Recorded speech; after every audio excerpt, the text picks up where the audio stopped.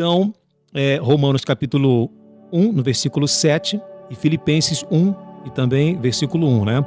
Diz aqui, como Paulo chama, né, os membros da igreja, a quem ele dirige as suas cartas. Interessante que diz que os crentes dessas igrejas, né, são tratados como santos, pastor.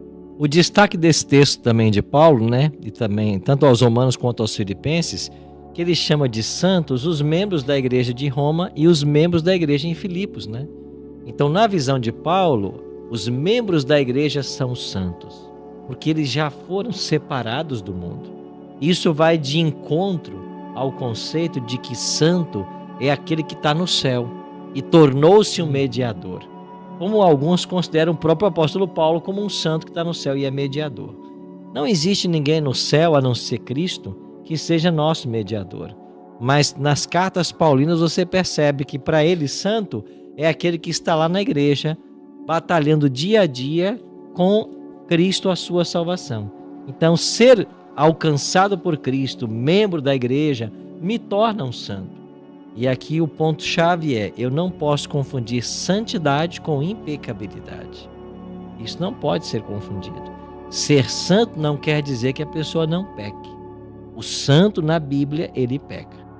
Então, os santos de Éfeso, os santos de Roma, os santos de Filipos eram os membros da igreja e que pecavam. Mas o conceito de Deus de santidade não é de impecabilidade. Então, os santos pecam, mas eles não permanecem no pecado.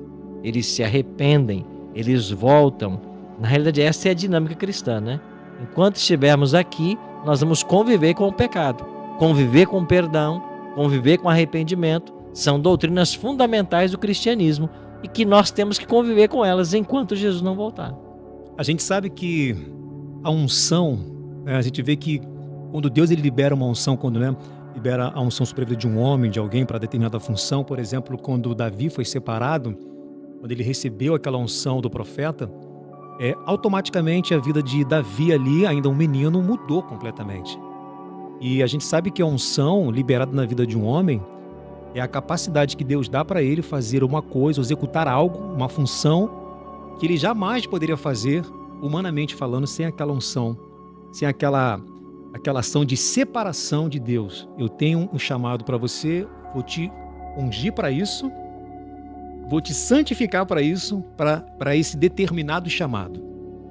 Então nós entendemos que a unção, ela é sim uma capacidade que Deus dá para o homem executar aquilo que ele jamais poderia fazer com a sua capacidade humana, né? A santificação, pastor Arilton, quer falar alguma coisa, pastor, sobre isso? Eu quero, pela a questão ali, se você olha, a justificação é Deus que nos considera justos. E por outro lado, a santificação é Deus que nos faz justos. É uma escolha que eu faço, mas se você olha para a Bíblia, é Ele que efetua em nós o querer e o realizar.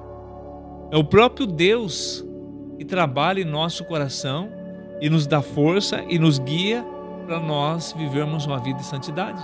É exatamente nesse raciocínio que eu já ia justamente falar sobre isso, porque a santificação, ela capacita o homem, pastor Arilton, talvez a ele executar, como eu falei, da unção diferenciada sobre a vida de um chamado. A santificação, ela também proporciona isso para um homem ou uma mulher que Deus separa. Será que a santificação vai ajudar em que eu venha a executar um chamado de Deus que eu jamais... A gente já falou de separação, o pastor Alex falou de oração, né, que precisa orar, o senhor falou sobre obediência, o contato com a palavra. Então isso santifica a pessoa a executar um chamado. Se você está gostando desse vídeo, não se esqueça de se inscrever no canal e de também deixar o seu like. A de Deus faz o chamado para missões específicas, né? Quando Deus faz um chamado, quando alguém era ungido na Bíblia, ele era ungido por uma finalidade específica. Santificação é mais abrangente que isso. Santificação envolve a todos. Como foi lido em Hebreus 12:14, sem ela ninguém verá a Deus. Agora, eu posso ser santo e ser salvo sem ter sido ungido para uma missão especial. Eu posso, porque na realidade o ser santo é estar envolvido com Cristo, já é mais que especial. Agora Deus ainda separa dos seus santos alguns para algumas atividades, como Davi, que você mencionou, foi separado para ser rei, como Samuel, que foi separado para ser profeta, como Estevão foi separado para ser diácono. Então há unções na Bíblia com propósitos específicos. Agora a santificação, ela é muito mais ampla, ela envolve a todos. Por isso é uma necessidade de todos. E de quem é essa obra aí, pastor? Seguindo a nossa lição aqui, de santificar. Paulo diz assim, 1 Tessalonicenses 5:23, o mesmo Deus de paz vos santifique em tudo, vosso espírito, alma e corpo, e sejam conservados íntegros e irrepreensíveis para a vinda do nosso Senhor Jesus Cristo. Paulo não é só o maior escritor do Novo Testamento, ele é também o maior teólogo que nós temos na Bíblia. E olha a mente teológica de Paulo. Primeiro ele diz assim, o mesmo Deus de paz, ele está falando anteriormente aqui sobre a necessidade de estar vigilante e constante na vida cristã. Então esse Deus de paz vos santifique em tudo. Então é de Deus a obra de santificar. Esse é o primeiro ponto. O pastor José Omar estava falando, né, de que não é nós que fazemos as coisas, mas ele que opera em nós, o querer e o efetuar. Primeiro, a obra de santificar é de Deus. Agora, e diz aqui que ele santifica o quê? Aí Paulo vai e detalha. Santifica o espírito, a alma e o corpo. Mas espera aí, espírito, alma e corpo? Quer dizer que nós somos uma tricotomia? Agora confundiu tudo, né? Então parece que confunde um pouco.